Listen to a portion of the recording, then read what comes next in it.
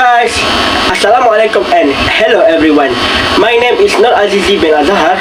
I am the part 1 student in Diploma Science under Faculty of Applied Science. Today, I would like to talk about subtopic 2.1 in Chapter 2 General Chemistry CHM 131. The subtopic is Wavelength and Frequency.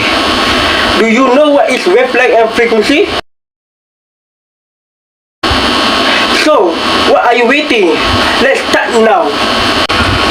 First thing first, you should know the electromagnetic spectrum is the arrangement of different types of electromagnetic radiation in the order of increasing the wavelength or decreasing the frequency. All electromagnetic waves have the same speed.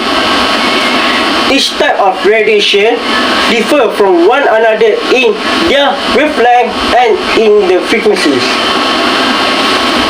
The electromagnetic spectrum is the range of all known frequencies and wavelength of electromagnetic radiation. It is divided into 7 distinct regions in order of decreasing wavelength and increasing energy and frequency. These sections include radio wave, microwave, infrared, visible light, ultraviolet, X-rays, and gamma rays, with extremely low frequency radiation at the lowest end of the spectrum.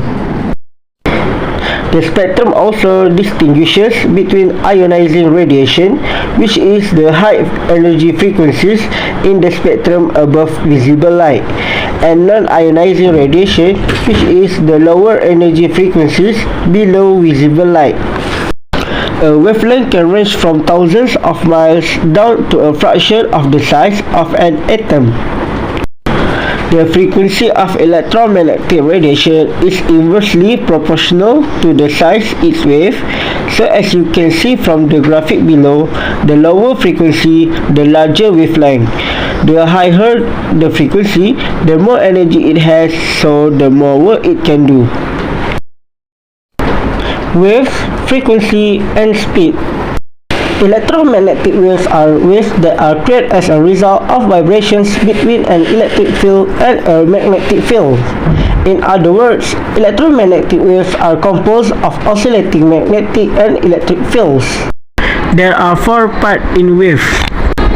The highest point of a wave is known as crest, whereas the lowest point is known as trough. Amplitude of a wave is the distance from the center line to the top of a crest or to the bottom of a trough.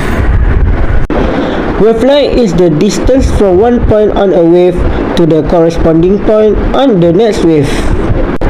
Unit for wavelength is the nanometer. Frequency is the number of waves created per second. As the waves propagate away from the source, the frequency also represents the number of waves that will pass a point per second. Unit of frequency is 1 divided by time, or 1 per second, and named as hertz.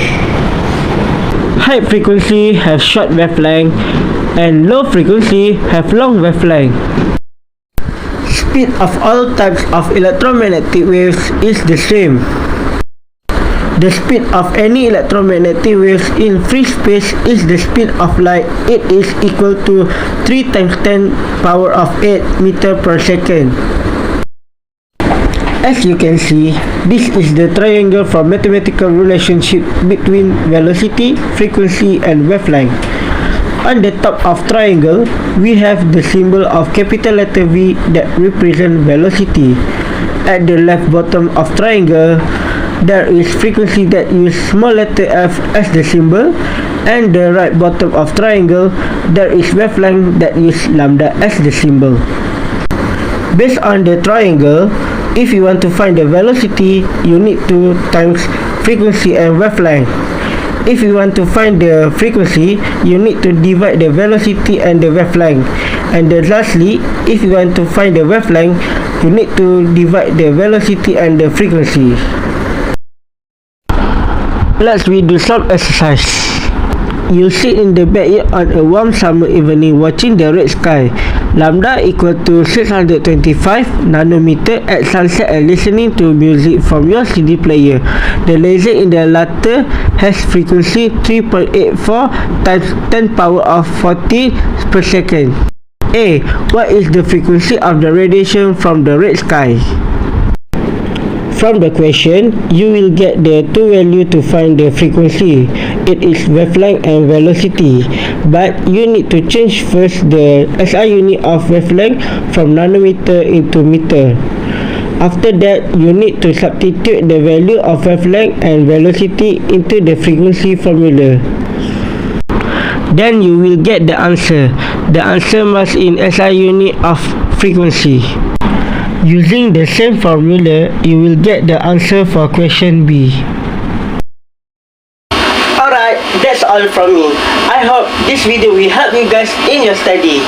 Don't forget to like, comment, share and subscribe my video. See you next time. Bye!